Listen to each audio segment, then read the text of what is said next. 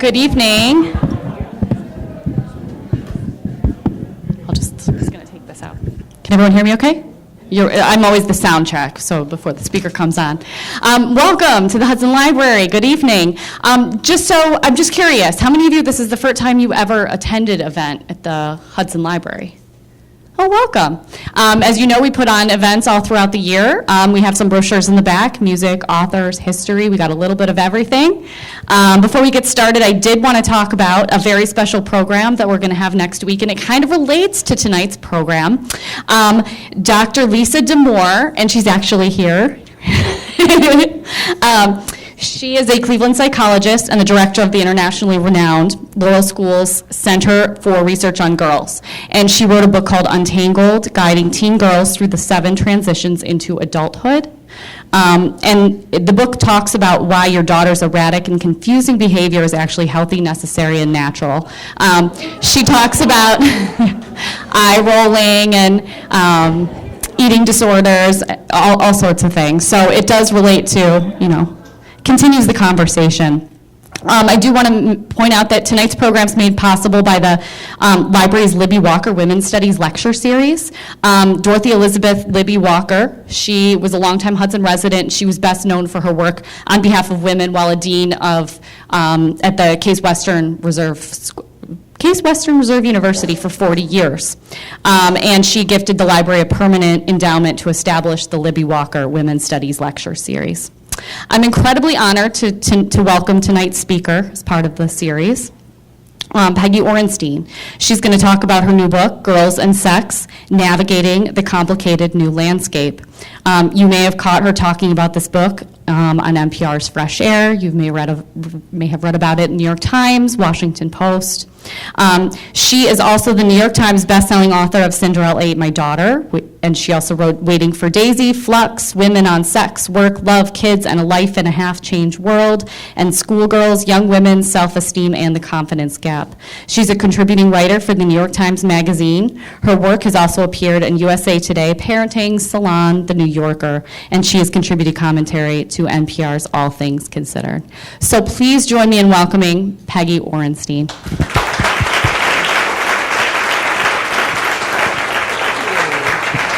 Oh, that's all right. I'll just hold it. You guys have done that thing where you've left the row of embarrassment in the front again. You know how that is. So you didn't. Yeah, I'm proud of you.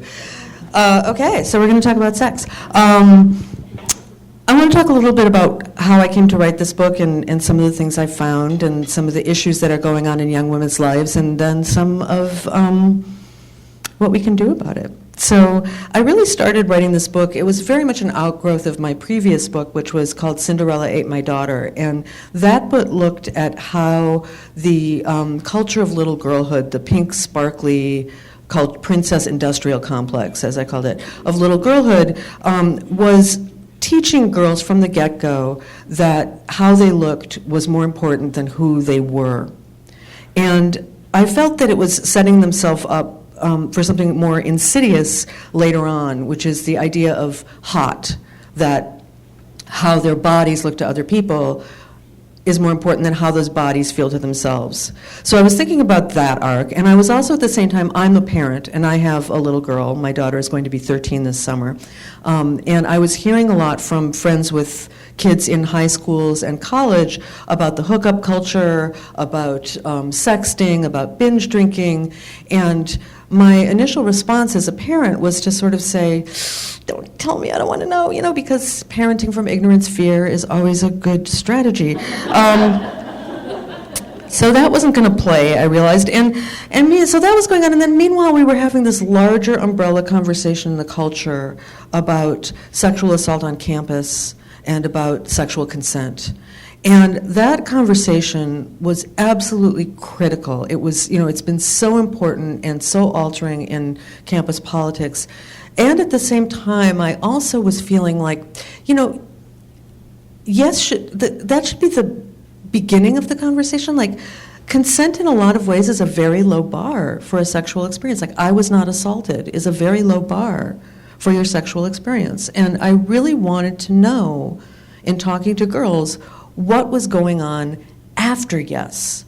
What were they feeling? What were their expectations? What were their attitudes? What were their experiences? And how perhaps were those expectations, attitudes, and experiences playing into a culture that seemed to be becoming increasingly coercive and that was abetting assault? So I began to ask myself, did young women have more freedom than my generation did to shape their sexual encounters? Did they have more influence and control within those sexual encounters? Were they better able to resist stigma? Were they better able to explore joy? And I began to look into the research and at the same time to interview young women around the country. And all in all, I talked to about 70 girls in depth between the ages of 15 and 20. And the girls that I talked to spanned a pretty broad ethnic spectrum, but they were all either college-bound or in college. And I chose that demographic deliberately because I wanted to look at girls who felt that they had opportunity, and I wanted to look at girls who we think of as being the beneficiaries of the feminist movement. Because I felt like if even those girls who were ambitious, who were accomplished, who were, frankly, leaning in all over the place, were toppling in their private lives, in their intimate realm, then we couldn't really deny that we had a problem. And one of the things that became most clear to me as I interviewed girls was that young women today felt entitled to engage in sexual behavior, but they didn't necessarily feel entitled to enjoy it. So one of the women the girls that I talked to, for instance, who was a sophomore at an Ivy League college, said to me, I come from generations of smart, strong women. My grandmother was a firecracker. My mother is, proud and strong. My sister and I are loud, and that's our form of feminine power. And then she went on to detail a series of kind of one-off hookups that were not particularly respectful, not particularly reciprocal, not particularly enjoyable, not particularly intimate, that were the sum and substance of her sexual experience. And she said, I don't know, I guess we girls are just socialized to be meek and deferential and not express our wants. And I said, wait, 5 minutes ago you just told me what a smart, strong woman you were. She said, yeah, I know. I don't think anybody told me that smart, strong image applied to sex. So, again, I think what I was seeing was this disconnect between a culture that pushes girls from the very earliest ages to present as sexy, to present as hot, yet never has any real, frank, true, honest conversation with them about their sexuality. So, like I said before, young girls today, there's a very strong imperative, a very strong push, whether it's at parties, whether it's on social media, to present as hot. And hot, it's this very narrow, superficial, commercial idea of attractive.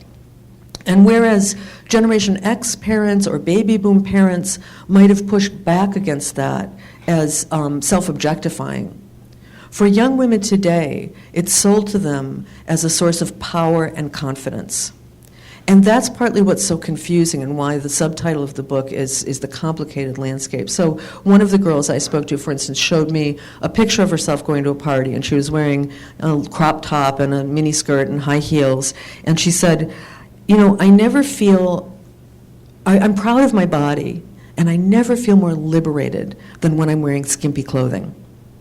And I said, okay, well, let's talk about that some more. And a few minutes later, she said she wouldn't have worn that outfit a year earlier because she was 25 pounds heavier. And in her words, she said, I'd be afraid that some jerky guy would call me the fat girl, and that wouldn't be good for my mental health.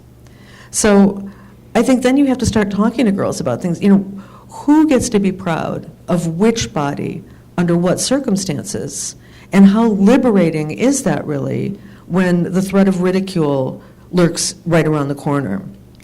And the thing is, we push girls to be sexy, but when they comply, we demonize them for it, and we say that they're dressing like prostitutes or they're distracting boys, rather than engaging with them in a critique of a culture that pushes them to self-objectify. So I always say, first of all, the idea that girls distract boys, we were just discussing this a moment ago in the back of the room, is an unsustainable notion. Because At what point do boys have to take responsibility for their behavior? Is it when a girl is wearing a knee-length skirt? Is it when she's wearing something down to her ankles? Is it when she's wearing a full-body burqa? You know, at what point do we say that boys have to take responsibility for their actions? So it's not a very good argument, but I do think it's hard to justify the right to bear arms or legs or midriff as a feminist battle cry. And so I think what we do need to do is talk to girls about how to contextualize this and what the culture is asking of them. And one of my favorite studies on this topic was one that involved taking young men and young women, college students, and putting them into dressing rooms in a shopping mall. And the researchers gave half of the young men and half of the young women sweaters to try on, and half of the young men and half of the young women bathing suits to try on. One-piece bathing suits. The young women were alone, and the young men were alone in the dressing room, so they were the only one in there. And then they gave them a math test.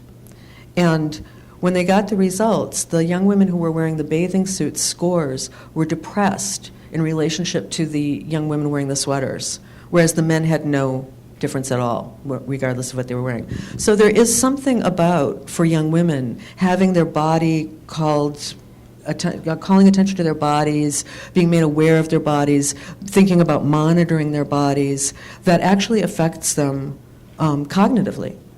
And we know, too, that self-objectification affects girls' political efficacy, the idea that they can make change in the world. It's linked to body monitoring, obviously, depression, negative body image, eating disorders, and in a real bait and switch, it's linked to reduced sexual satisfaction. So, yet the performance of sexiness has not just been conflated with sexuality for girls, it's often replaced it. So we see things like I'm sure you all pay very close attention to Kim Kardashian, right? I assume. I do. And so she put out these nude selfies for International Women's Day to celebrate. And and what she said in defense when people criticized her for it was, "I'm proud of my body." And it was the same language that I heard from girls. And I'm just expressing my sexuality was the other piece. And I kept saying, but expressing your sexuality is about understanding your body's responses, understanding intimacy, understanding communication. It is not presentation of sexiness. And I think because that has been so confused for girls, because the culture is littered with body parts, female body parts that sell everything, that confidence that they purport to have in with their clothing on comes right off with their clothes. And honestly, who cares how proud you are of your body if you don't understand its responses? And in the book, I put all of this in a social justice framework. And what I talk about is this notion of intimate justice, which is something that I got from Sarah McClellan, who's a psychologist at the University of Michigan. And intimate justice is this idea that, just like who washes the dishes in your home or who vacuums the rug is a political issue as well as a personal issue. Sex, too, brings up those dynamics. It brings up dynamics of personal power, of mental health, of violence and victimization, of economic disparity. And intimate justice requests that we ask questions like, who is entitled to engage in a behavior? Who is entitled to enjoy it? Who's the primary beneficiary? And how does each partner define good enough? And honestly, I think that those questions can be really tricky for adult women. But for young girls who are just in their early formative experiences, I just didn't want their early experience to be something that they have to get over. So one thing that became very clear to me as I reported was that as adults, we are defining sex too narrowly when we talk to young people. And when we focus on intercourse as the definition of sex, we deny and marginalize other acts that they're engaging in, particularly oral sex, and those become not sex. Those become no big deal. And then they're not subject to the same rules that we expect around respect, around reciprocity, around ethics, around intimacy. And so girls would say to me all the time, oral sex, when it went male to female. I mean, sorry, other way around. Check that. Female to male. When it went female to male, was no big deal, and something that they would do for a lot of different reasons, because they wanted popularity, because they wanted social credibility, because they didn't want to be excluded from the party, because they wanted to make their relationship better, because they didn't want to catch feelings like it's a disease, which they feared would happen in intercourse, because they wanted to get out of an uncomfortable situation. And they wanted a guy, in college to get out of their room, and they didn't want to have sex with him. But I heard so many stories of non-reciprocal oral sex among girls that I started just asking them, if every time you were with a guy, he asked you to get him a glass of water from the kitchen, and he never got you a glass of water? Or, if he did, it was like, really big, like, do you want me to get you a glass of water? You would never stand for that. And they would laugh like you did, and they'd say, well, when you put it that way. And I would say, well, why would you not put it that way? Why would you be less insulted about performing a sex act than somebody getting you a glass of water from the kitchen? That's my favorite metaphor that I have ever come up with, analogy. So feel free, to take that with you home. I'm patenting it, but water, TM. Hashtag water, no more water. Get your own water. But it wasn't just that boys weren't willing. I mean, part of the reason this was going on was also that girls didn't want them to, because they had learned a lot of shame around their genitals. And the way that they would describe them to me was as simultaneously icky and sacred. And again, thinking about intimate justice, who's entitled to engage, who's entitled to enjoy, I'd also add who is expected to prepare. So the whole issue of removal of pubic hair was coming up for the girls, because they removed all of their pubic hair. And when I heard them talking about that, in addition to the obvious issues of seemingly infantilized and pornography and all of that, I thought a lot about when women started shaving their legs and armpits. And that happened in the 1920s, because that was when flapper fashions came in and our limbs were exposed to public scrutiny for the first time. And there's a way, I feel, that the imperative girls feel now to remove pubic hair is indicating something similar, a way that their most intimate body parts are now open to public scrutiny, and an expectation that, again, how it looks is more important than how it feels to them. And listening to all of this, I started to feel that we had engaged what I call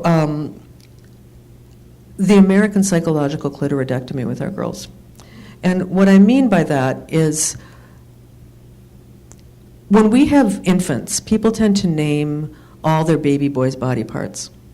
At least they'll say, there's your pee-pee, something. Here's your nose, here's your toes, here's your pee. With girls, they tend to go straight from navel to knees. And they leave this whole situation in here unnamed. And there's really no better way to make something unspeakable than to leave it unnamed.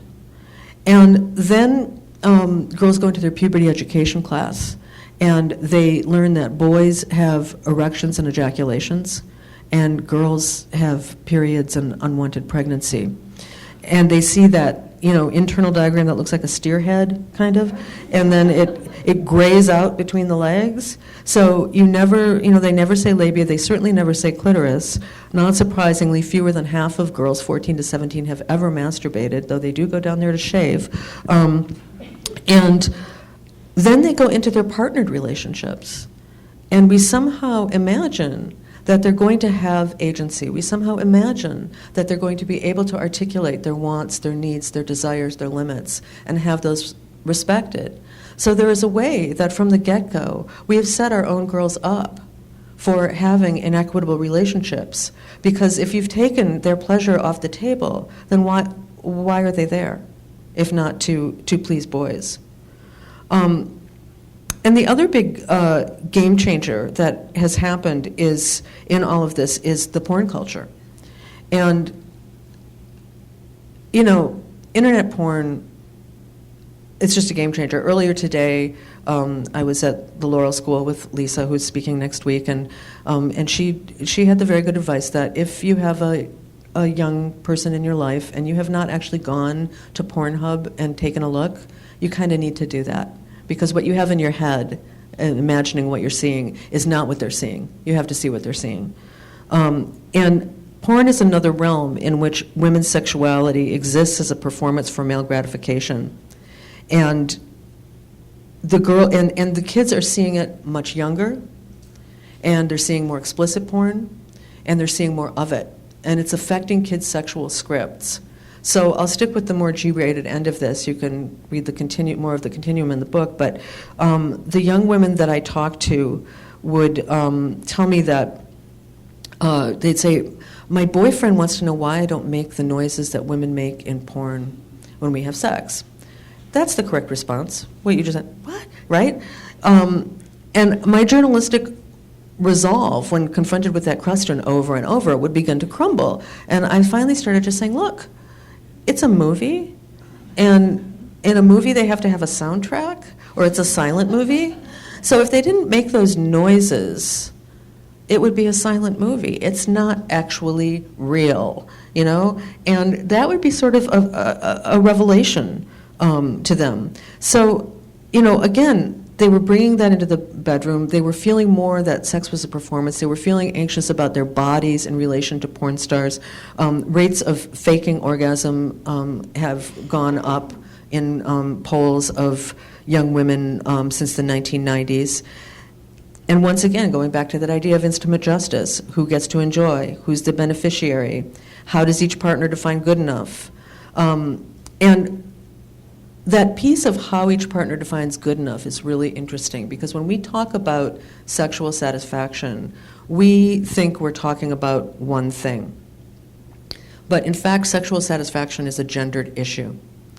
And young women are more likely than young men to use their partner's pleasure as a measure for their satisfaction. So these are heterosexual, well, actually all women.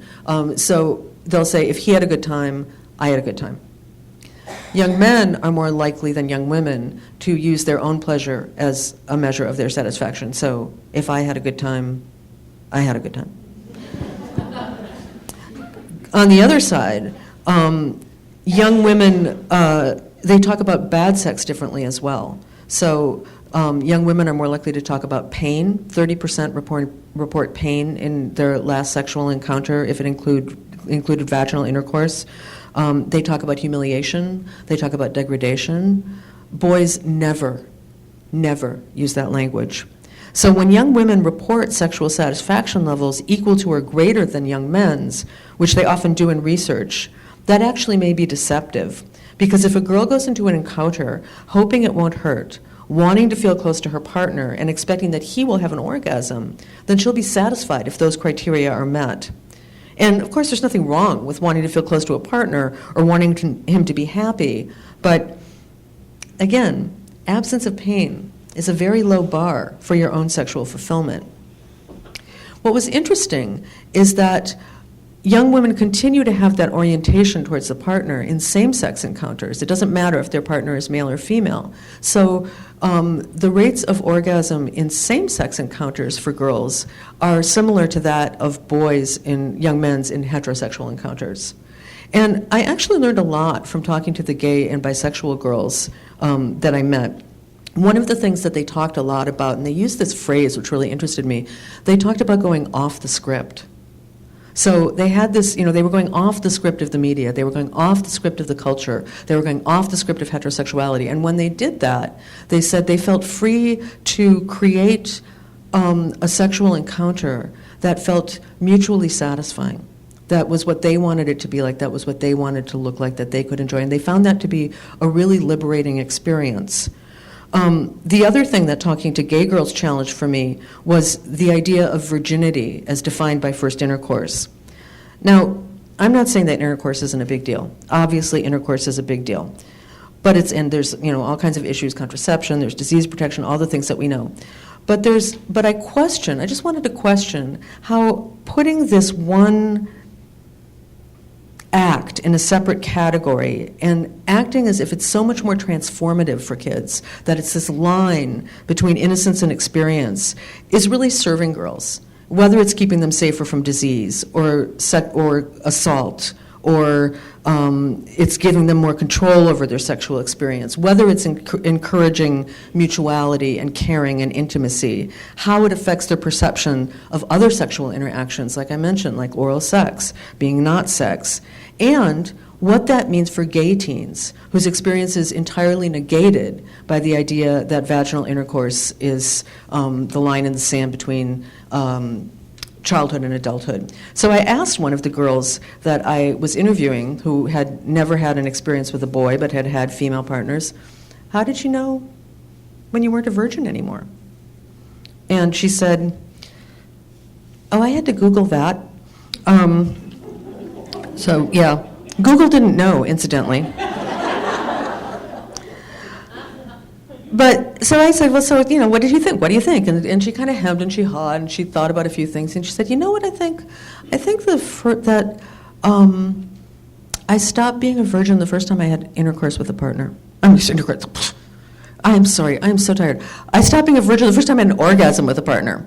Thank you. And I thought, what a different way of thinking about this. What a different way of thinking about girls' sexuality. If that, just for a minute, we thought about that as the definition of virginity. And again, not because intercourse is no big deal, but because it isn't the only big deal. And emphasizing it the way that we do, I think, think about it this way. If you ask a young person, who really has more sexual experience? The person who kisses their partner for 3 hours and experiments with sexual tension and sensuality and communication and affection, or the person who gets drunk at a party, hooks up with a random, and has intercourse so that they can unload their virginity before college. So that actually brings up the idea of hookup culture. And we talk about hookup culture. I'm sure you've all heard about that. And the first thing that you have to talk about when you talk about hookup culture is, what does hookup mean? Do any of you know what hookup means? What a hookup is? Yeah. What does it include? What do you do in a hookup?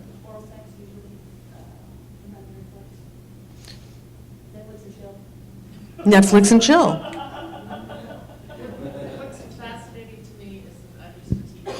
Health and human sexuality, and I would ask that question and have kids write it on an index card and then collect them all. And if I had 18 kids in class, 18 answers. Yep. So for those of you, from yep, beating somebody up to full sexual intercourse. right. So this woman said she used to teach sex ed, human sexuality to kids, and when she would ask what's a hookup and have them write it down on a note card, 18 kids, 18 answers. Hookup is an intentionally ambiguous term. It might mean kissing, it might mean oral sex, it might mean vaginal intercourse. It can mean anything. And kids themselves often don't know what it means, so they tend to overestimate other people's sexual activity because of that. Because if you just say, yeah, I hooked up with so-and-so last night, I don't know what that means. So every time I talk to girls and they would say, I hooked up with so then I hooked up with this person, I'd say, wait, stop, define, what are we talking about here? And, it could mean sort of anything. But the idea of the hookup culture is, well, kids of this generation did not invent casual sex. Right, you know what I'm talking about. No, they didn't.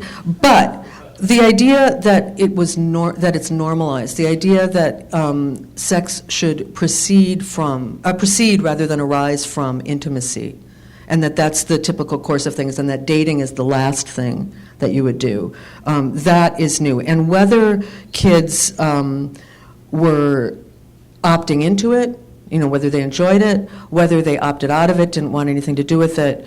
They had to, certainly in college and increasingly in high school, define themselves and their sexuality in relationship to the hookup culture. So they had to take some kind of stand around the hookup culture.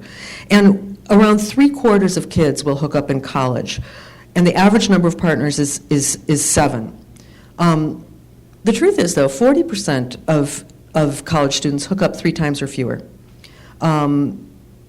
Less than a third of those hookups include intercourse. Another third are oral sex. So when you add it all up, it's not really the hedonism that the media presents it as being, but there is this glamorizing and mythology of hookup culture, and there is this willful ambiguity around it that makes young people feel, first of all, that everybody's doing it, and secondly, that they're somehow deficient or inadequate if they themselves don't enjoy it. And there was one survey that I looked at where 70% of the students, males and females in the survey, said college students believed that their peers were only interested in a hookup. But 80% of those same kids said they themselves were interested in relationships. So there was a real disconnect between what they believed other people were interested in and what they were interested in. Now, that said, some of the girls I talked to came to speak to me because they wanted to tell me that they liked hooking up, that this was serving them, that they wanted to be doing this. They felt that they didn't have time for a boyfriend, they didn't want the neediness of the emotional connection, they just wanted to have a good time, and that was fine. And it was interesting because, 10 or 15 years ago, we talked about girls' development as happening in relationship to, like the whole Carol Gilligan, women's ways of knowing things. And now these girls were saying, no, we want to develop independent from.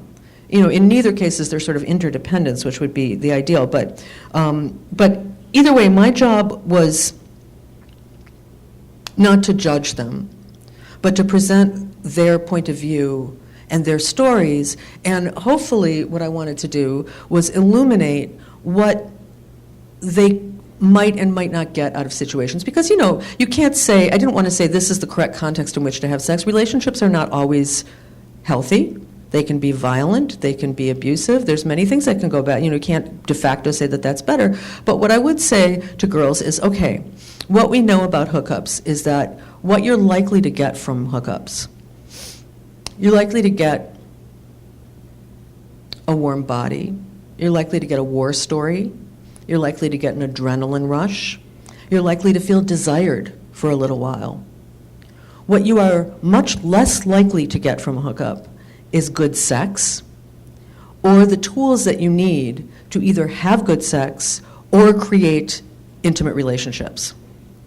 So understanding that, rather than saying, everybody's hooking up, you ought to be hooking up, this is what hooking up is great. Understanding what the real, possibilities and pitfalls are of that culture, I think does help girls. And of course, the other piece of hooking up is the alcohol piece. And 89% of kids are drunk when they hook up with a random person. 75% are drunk when they hook up with somebody that they know. And alcohol doesn't just lubricate the hookup culture. Hookup culture is dependent on alcohol in order to create what one sociologist called to me compulsory carelessness. So in order to anesthetize yourself, you have to get drunk, and drunkenness in itself becomes a reason to, it actually kind of replaces mutual attraction as a reason to have sex with somebody. You didn't have sex because you were attracted, you had sex because the next day when you're talking about it with your friends, I was so drunk. I think there's another piece to that where for girls, one girl very wisely said to me, usually the opposite of a negative is a positive. But when you talk about girls and sex, it's two negatives. You're either a slut or you're a prude. And if your only choices are two negatives and there's nowhere for you to stand, getting drunk removes that accountability. You're no longer, you were drunk. What are you going to do? So much of that feeds into ideas and arguments about assault on campus. And I really didn't want my book to be taken over by the debate on assault, because I know, it's huge on campuses right now, it's super important, But like I said, I wanted to talk about what happened after Yes, and I felt that it was really important not to just cast girls as victims. That said, I ended up writing a great deal about it because some of these issues that were going on in consensual relationships were feeding into what's often called by girls rape culture on campus. And the party scene itself, the very thing that was offered up to college students as fun, and that often was fun for them, you know, the scene in which women are wearing skimpy clothing, in which they're often younger than the boys, in which they're expected to be polite, even when somebody is being physically or verbally aggressive to them, in which boys control the turf. I don't know if you all know this, sometimes people do and sometimes they don't, but sororities are dry. All sororities are dry. So that's why frats host the parties. So of course they're underage anyway, so they shouldn't be drinking, but the boys have the turf, the boys control the transportation, the boys control the alcohol. And the alcohol and fun girls drink. And that both loosens their inhibitions, anesthetizes them against accountability, and it also undermines their ability to resist. So the party culture and the hookup culture are very easily manipulated by some to, at best, excuse coercion, and at worst, to facilitate rape. About a quarter of the girls that I talked to had been sexually assaulted, and that was really hard to hear. But equally hard were the stories of kind of garden variety, everyday coercion, and recognizing that the way that we think about sex with kids, the way we let them think about sex, the way that we teach sex, the way the media portrays sex, the way that coercion is normalized, makes that an expected part of their interactions. So, what do you do about that? Well, you know, I really believe in starting the conversation, and for me, writing the book was part of that. You know, I think about, I'm from the Bay Area, so I compare everything to the food movement, and I think about like 15 years ago, you know, who had ever heard of a free-range chicken, you know? And then some books came along, right? You know, Michael Pollan's books and Eric Schlosser's books, and they started this conversation on food justice that has resonated and radiated outward. So, you know, not everybody, not everywhere, but more people care about how our food is how we get our food, where our food comes from, how animals are treated, the quality, the health, and the well-being of our food and our environment. And I think, you know, that the same thing can happen here with conversations that radiate out about how we talk to our kids about sex. What we do know is silence doesn't work. What we do know is that abstinence education has been a complete failure, that it has resulted in higher rates of disease among children who only have abstinence education and vastly higher rates of pregnancy, unmarried, unwanted pregnancy. I talk in the book a lot about the Dutch model. And I was very struck by it. There was a study done on young women, college students in Holland and here, and talking about their early experiences with sex. And the Dutch girls, they had everything we wanted for our daughters. They had fewer negative consequences like pregnancy, disease, regret, drunkenness, more positive consequences like knowing your partner very well, being able to talk to your partner, putting off intercourse, enjoying your experience, having a positive body image, you know, all the things that we want. And the big difference between the Dutch and the Americans was that Dutch teachers, doctors, and parents talk to kids from a very early age, in an age-appropriate way, obviously, about sexuality, and they make it a normalized part of the conversation.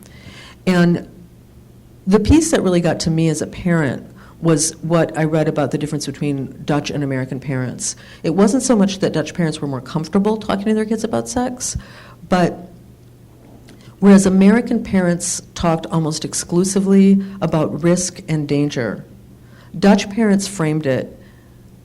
They talked about balancing responsibility and joy.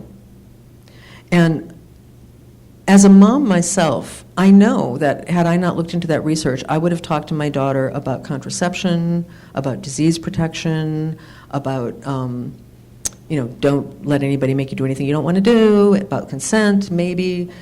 And I would have thought I'd done my duty, done a great job.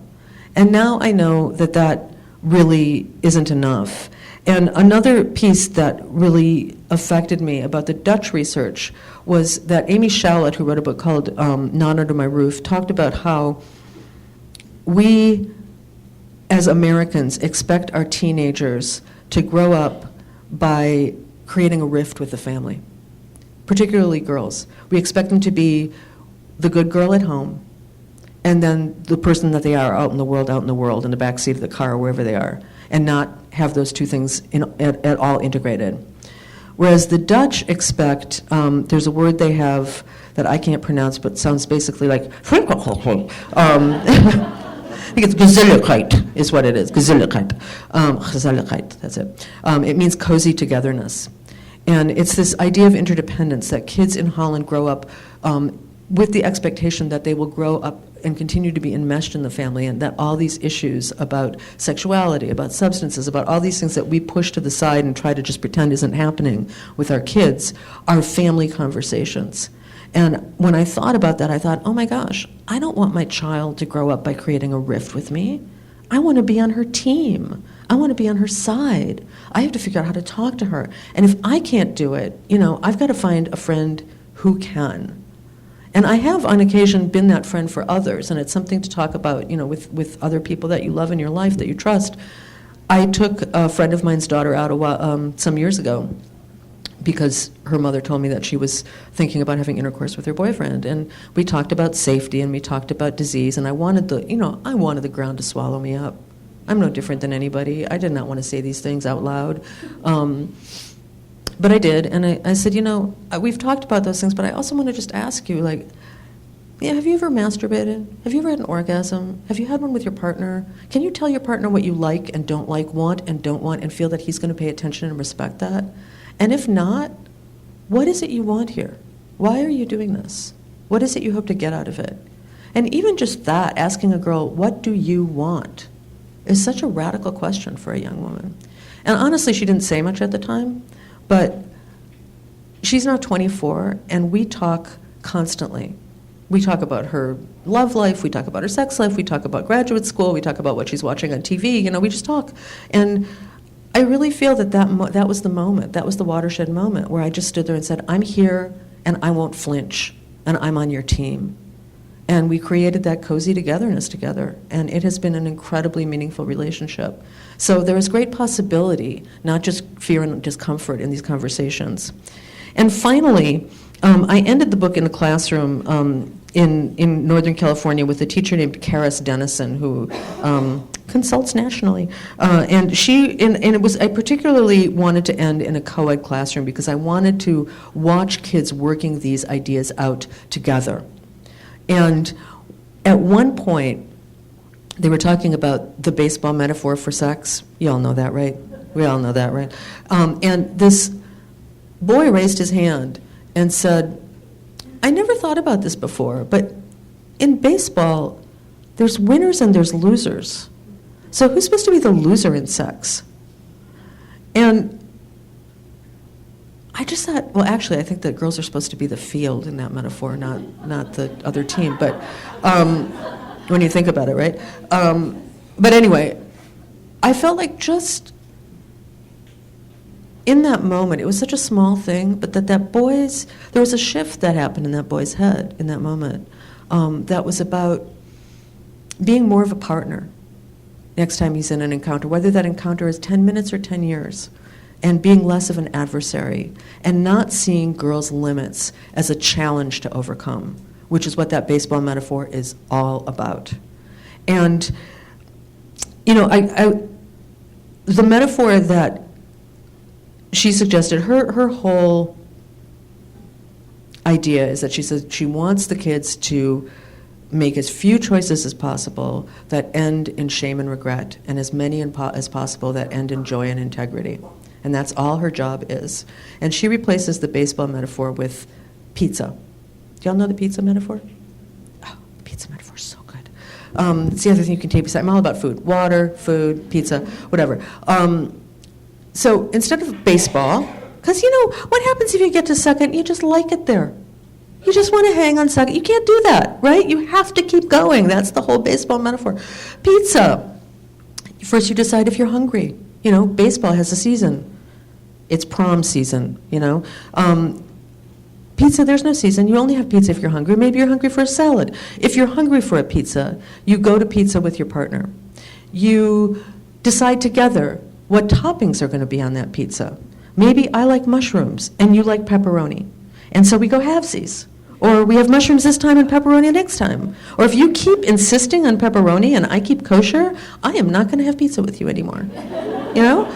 And it's all about this idea of a shared experience of, you want the other person to, you wouldn't shove pizza down somebody's throat. You want to have an experience with somebody. You want everybody to have a good time. You want everybody to be satisfied with the pizza that you got. You give a little, you take a little. The one thing that we have been talking about lately with among some of my girl advocate friends is that the only flaw with this metaphor is that girls often learn to not express opinion.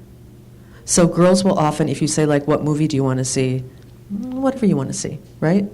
So you have to also talk to girls about wanting, about having an opinion, because otherwise you're going to end up with a pizza full of green peppers and nobody likes that. So, you can take this metaphor, you can take it wherever your imagination goes, but it's such a beautiful metaphor to use with your kids. And to use it to challenge that baseball metaphor. And as they get older, to talk about, why do we use a baseball metaphor rather than a pizza metaphor? So I will leave you with that, and I'll just say, I know now, having done all this research, I know now what I hope for girls. I want their sexuality to be a source of self-knowledge and creativity and communication, despite its potential risks. I want them to revel in their body's sensuality without being reduced to it. I want them to be able to ask for what they want in bed and to get it. I want them to be safe from disease, from unwanted pregnancy, from cruelty, from dehumanization, from assault. If they are assaulted, I want them to have recourse from school administrators, employers, and the courts. And I think all of that is a lot to ask for, but I don't think it's too much. And I think that as teachers and parents and activists and advocates, we encourage girls to have a voice. And we encourage them now to expect egalitarian treatment in the home, in the classroom, in the workplace. And now it's time to demand that intimate justice in their personal lives as well.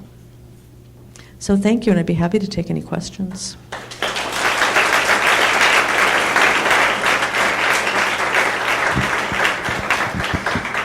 Question way in the back. First of all, I love green peppers on my pizza. Sorry, I hate green peppers. Just wholesale hate green peppers. It's the worst thing I can imagine. Yeah. See, we'd have to negotiate. No, this is a good thing. Mm-hmm. I thought it was very interesting you brought up the whole notion of brief life and alcohol and how, unfortunately, there is a correlation between that and sexual assault on campus.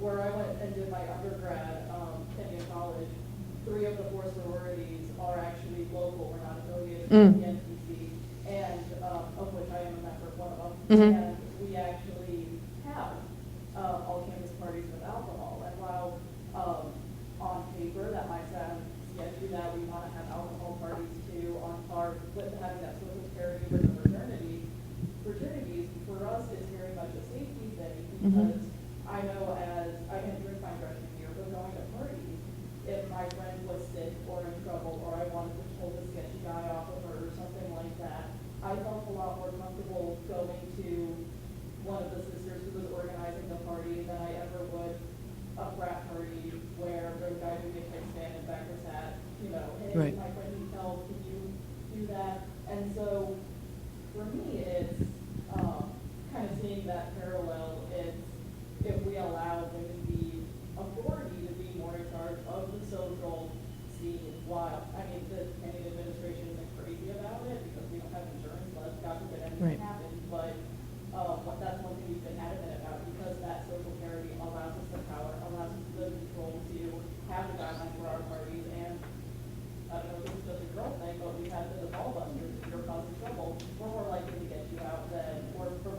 Yeah.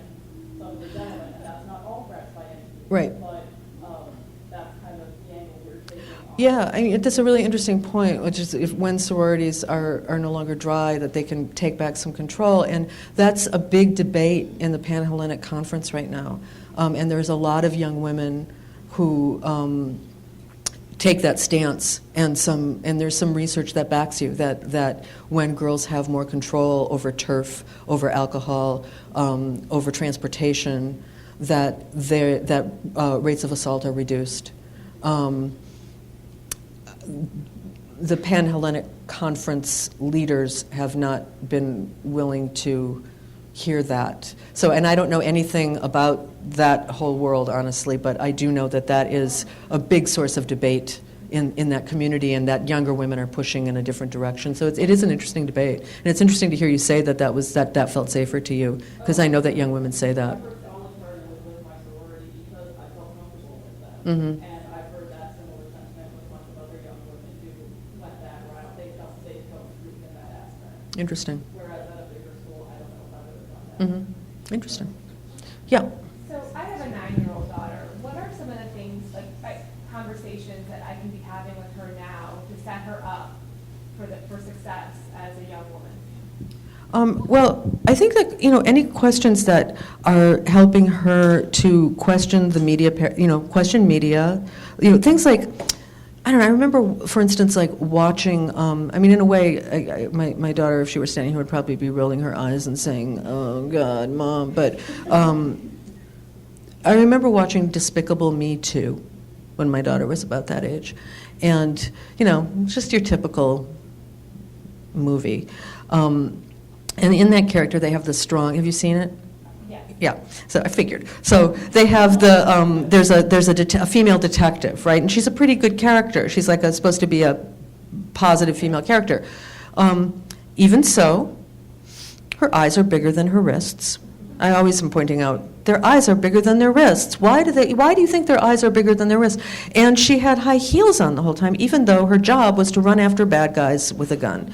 And so, I have to just say, I really like that movie, but I can't help but notice, why do you think that she was wearing high heels in the movie? And sort of starting to look at media literacy ideas, starting to question how women are portrayed when women are, in positions where, do you think that she likes standing like that when she's modeling that, So I think partly it's helping her pay attention to her body, helping her pay attention to how women are portrayed. A lot of this is, understanding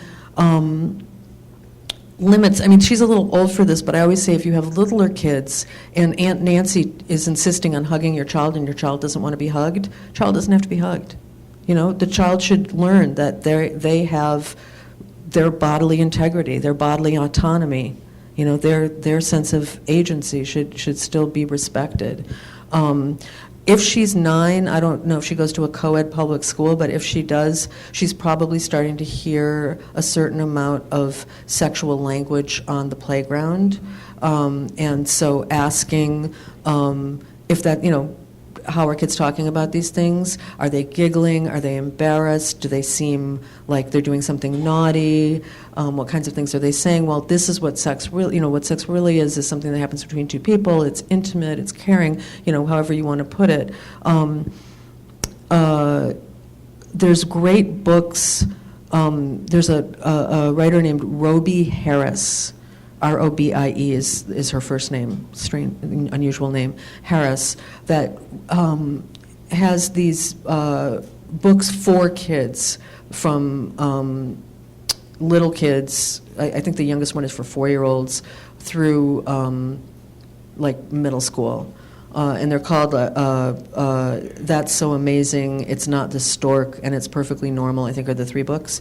And I don't remember which one goes to which age, but they're really great books, not only about reproduction, but about these, because I think that so much of this is not even about sex, it's about personal decision-making. It's about having a strong no and a strong yes. It's about understanding your wants and your own needs. It's about being able to make choices and being able to hang on to your ability to make choices. It's about communicating your values to your child. It's not about the mechanics so much, though it's also about that. But I think that those things are where you're starting there. And 9-year-olds are also old enough to, they should know the basics of reproduction at that age, that sort of thing. But also, before middle school, you have to have a conversation about porn, because middle school is when they see it. And even to say, you may see this, it's about as real as I don't think kids know what pro wrestling is anymore, do they? But I always say it is to marriage. I mean, it is to sex what Real Housewives is to marriage. Something that they can understand. But I also think, and this is something that I used to talk about, and I still talk about the porn conversation a lot. But after I had the porn conversation with my own daughter, which we had when she was in 6th grade, we saw the movie Brooklyn, which was a perfectly lovely movie. And it had a sex scene in it that was a very garden variety sex scene of the sort that she will see approximately 30,000 times, literally 30,000 times in her adolescence.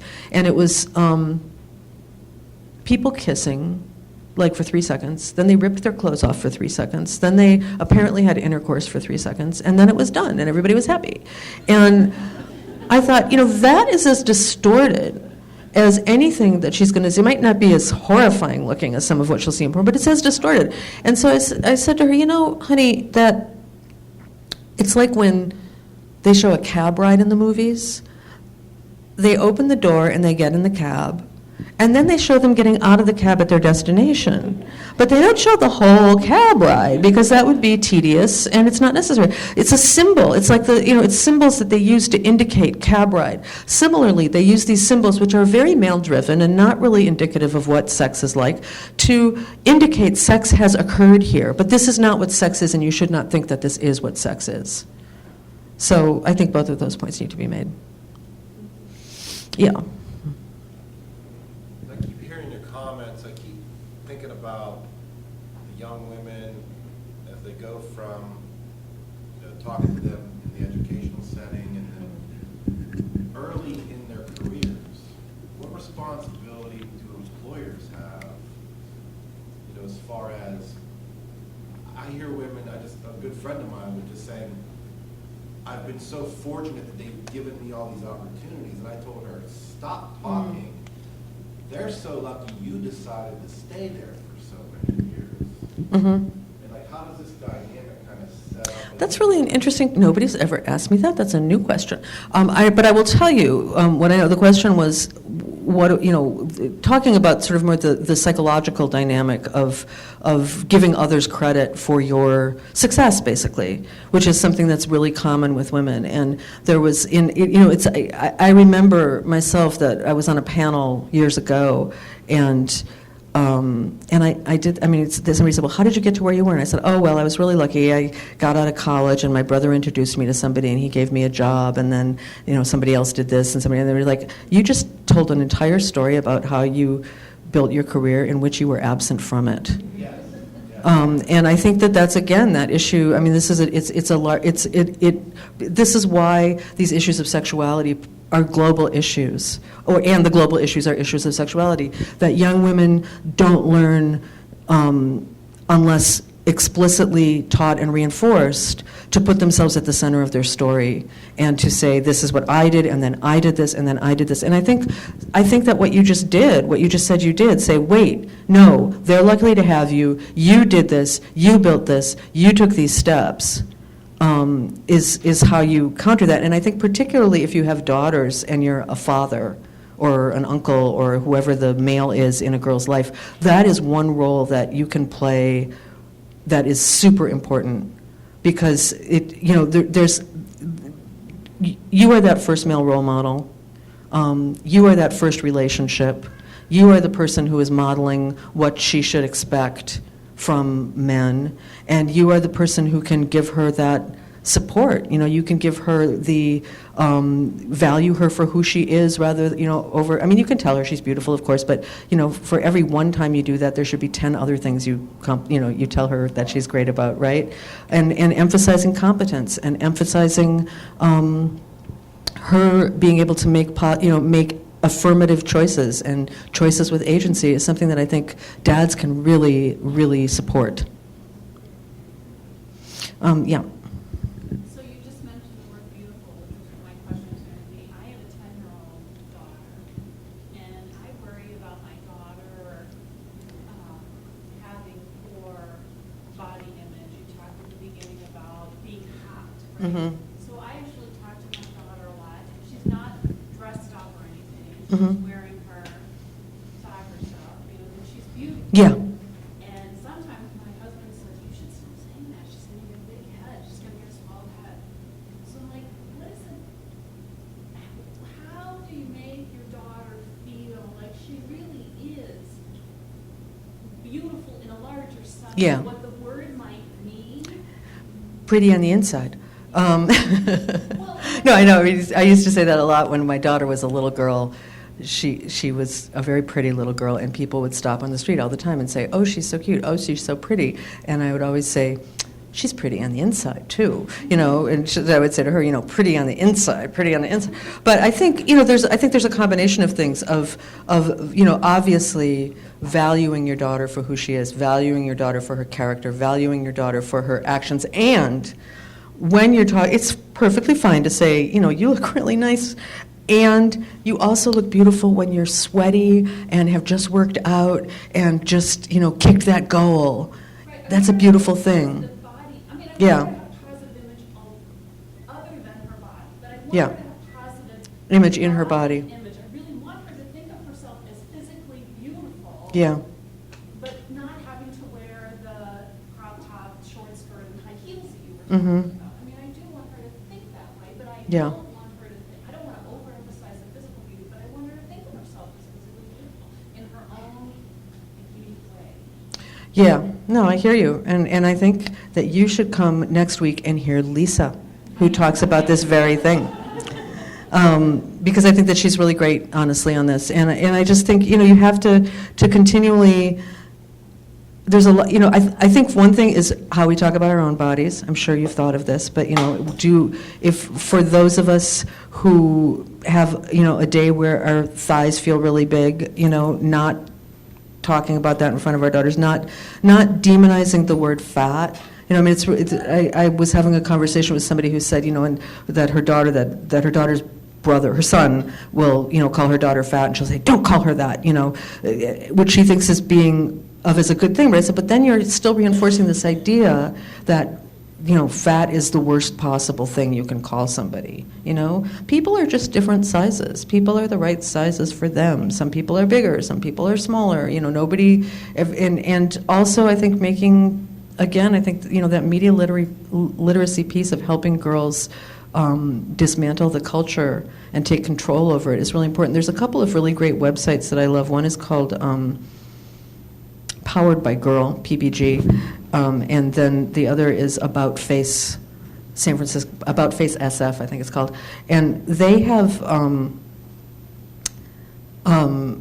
projects that, one of my favorite things is they do these things where they put up ads that they then ask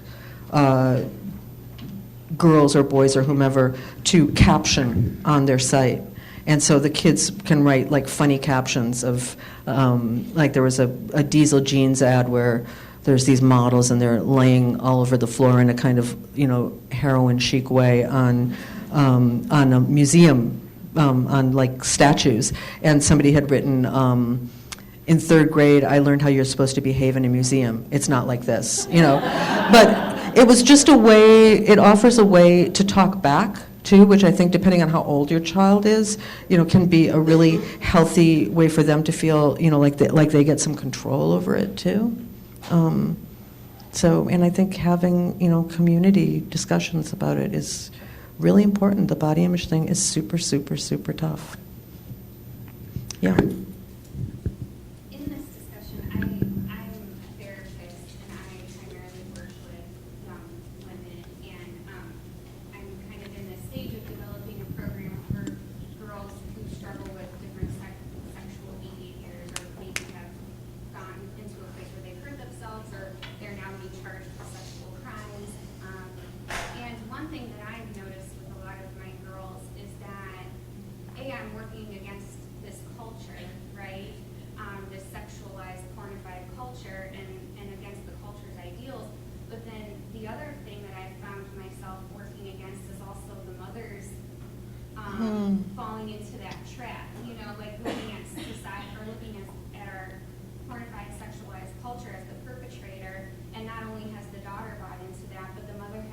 that as well.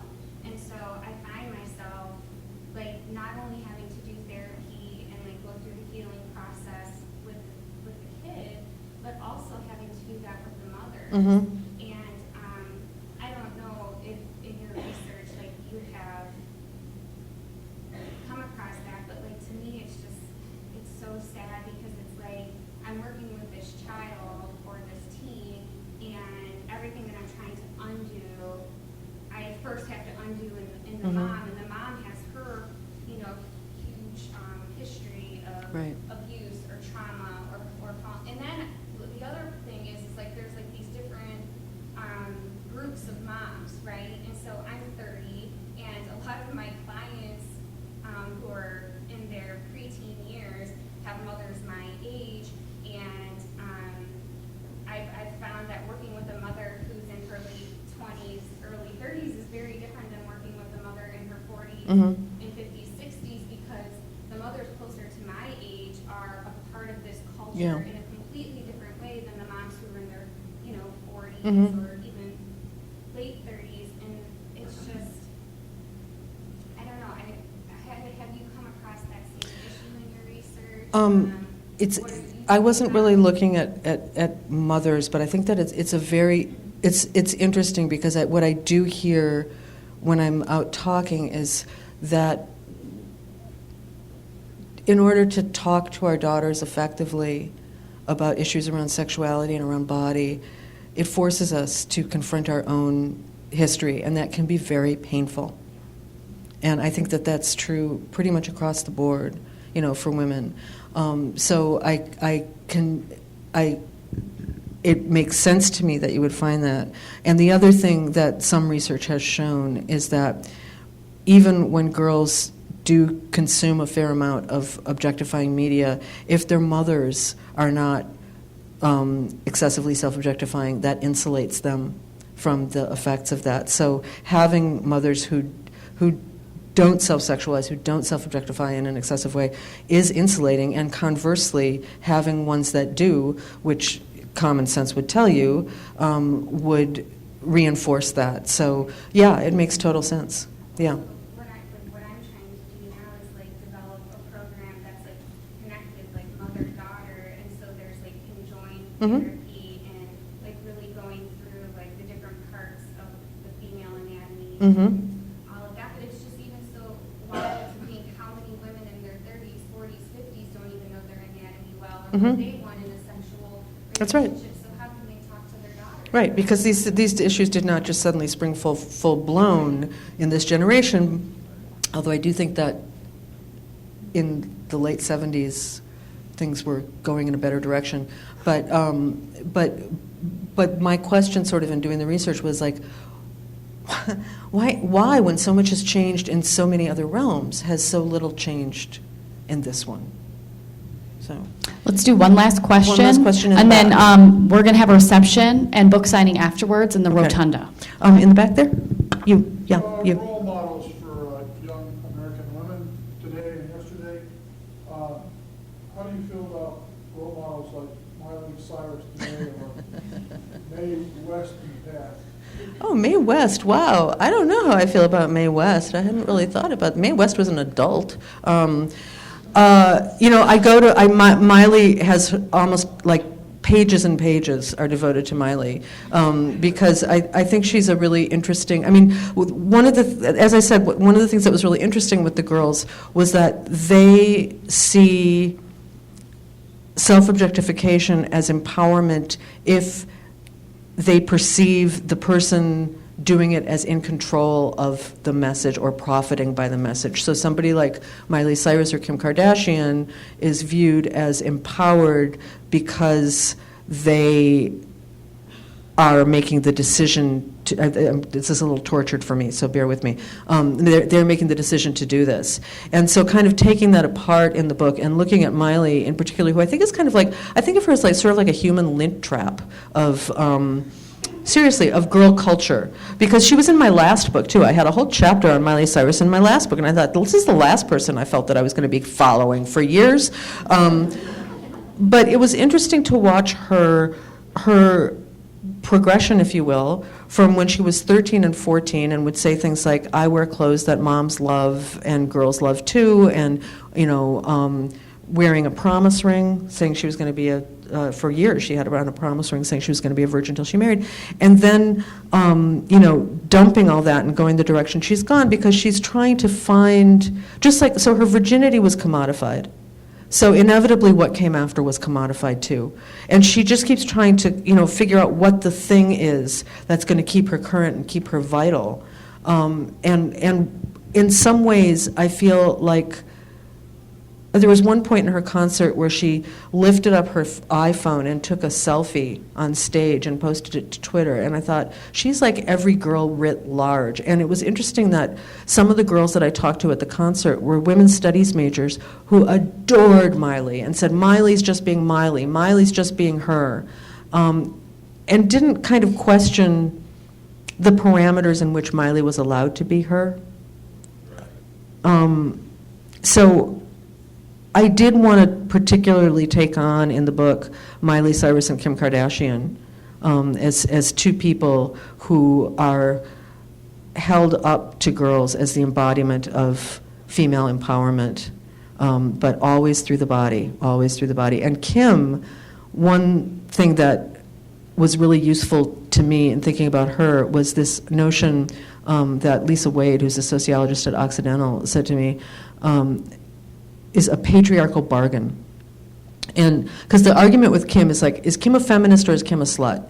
Well, first of all, why are those the only two choices? Secondly, she's really neither. What she's done is make a brilliant and lucrative patriarchal bargain. And the patriarchal bargain is when a woman embraces the rules that are usually used to disadvantage women in order to take all the power they can from embracing those roles without changing anything.